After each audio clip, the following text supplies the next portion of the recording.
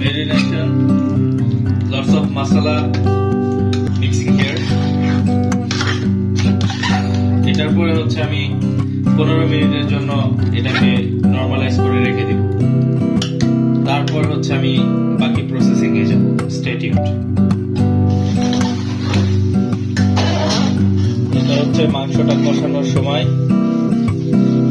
দেখেন কি পরিমাণ গ্রেভি কমতেছে পুরোটা।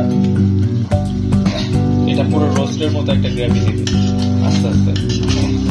এই গ্রেভিটা হওয়ার পরে যখন মাংস আমার কাছাকাছি চলে আসবে তারপরে হচ্ছে আমি বাকি প্রসেস দিতে পারবো। এটা আরো কিছুক্ষণ চাল হবে।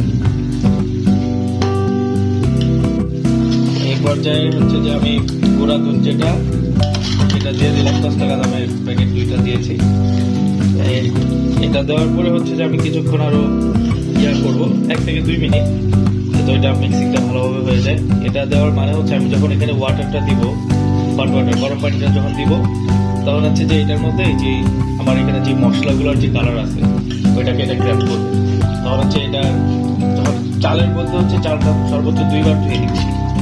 আর চালের মধ্যেও কিন্তু একটা সাদা পানি থাকে, ওইটার সাথে দুধটাও মিক্স হয়ে তখন আমাদের বিরিয়ানির কালারটা কালো থেকে হচ্ছে যে একটা কালচে কালচে কালার আসে, ওইটা থেকে একদম ফ্রেশ হোয়াইট একটা কালার চলে আসে।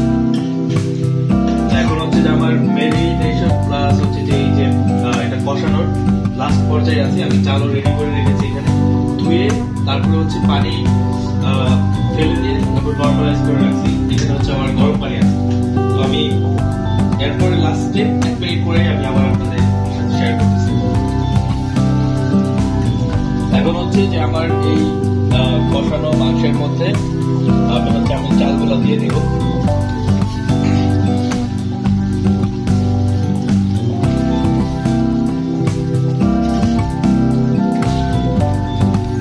আমি হচ্ছে চাল দিয়ে দিলাম আমার বিরিয়ানি মাংসের মধ্যে। এই যে আপনারা দেখবেন যে এটার সাথে যখন আমি মিক্স করতেছি তখন হচ্ছে বিরিয়ানির কালারটা কেমন আসে।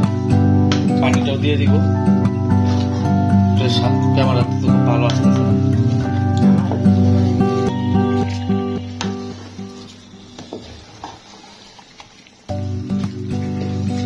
মানে আমরা বিরিয়ানিতে চাল কম দেই, মাংস বেশি দেই।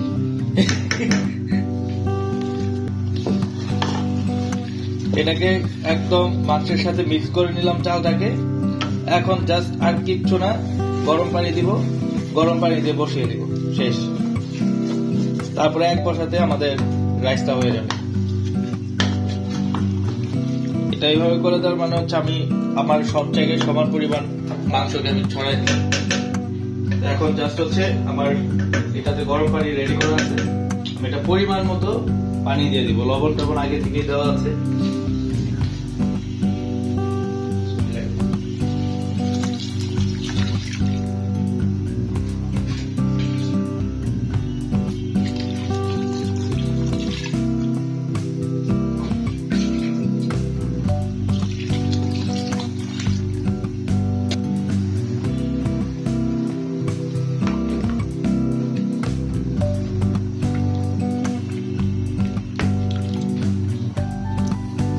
আমি এখন এটার মধ্যে দিয়ে দিচ্ছি কাঁচামরিচ।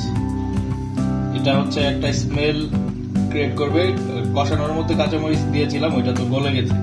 এটা হচ্ছে বিরিয়ানির সাথে একটা ভালো স্মেল ক্রিয়েট করবে।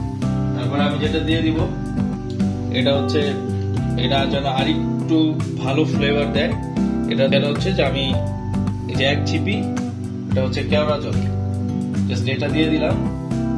এখন হচ্ছে এটার স্মেলটা অন্যরকম একটা লেভেলে নিয়ে যাবে যখন খাবেন। তারপরে আরেকটা স্টেপ বাকি থাকবে, যখন আমি পুরোপুরি এটা হয়ে আসবে উপর দিয়ে বলক দিবে, মানে রাইস হয়ে যাওয়ার পরে তার উপর দিয়ে হচ্ছে আমি এই যে একদম খাঁটি ঘি, গাওয়া ঘি, এটা আমরা এটার উপর দিয়ে 2-3 চামচ হচ্ছে যে সাইড দিয়ে করে দিব। তারপরে একটার উপর হয়ে যাবে। তো লাস্ট যেটা দেখবেন আপনারা যখন এটা কমপ্লিট হয়ে যাবে, আমরা যখন খাবো কাটাটা দেখাবো।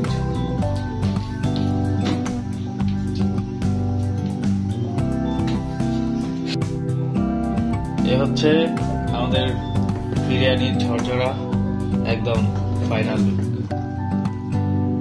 দেখেন এখানে পুরো সমস্যা হয়নি, মাংসগুলোও একদম পুরো মাংস, এই যে মাংস ভাঙে নাই, কিচ্ছু হয় নাই, মুরগির মাংস থাকা সত্ত্বেও। এই যে দেখেন সবকটা মাংস একদম ফ্রেশ আছে, মানে রানও আছে, এই যে রানগুলোও একদম আস্ত,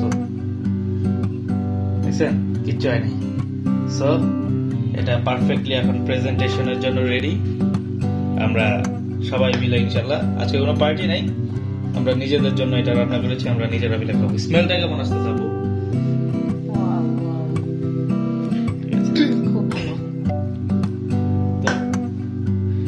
নিজে নিজে তো আসলে নিজের প্রশংসা করা যায় না, খাওয়ার সময় সবার রিভিউ দেবো, ঠিক আছে? তারপরে আমি একটু টেস্ট করে দেখি, আমার অডিয়েন্সরাই বলবে কেমন হয়েছে। আমি তো ভাই বানাই রেগুলার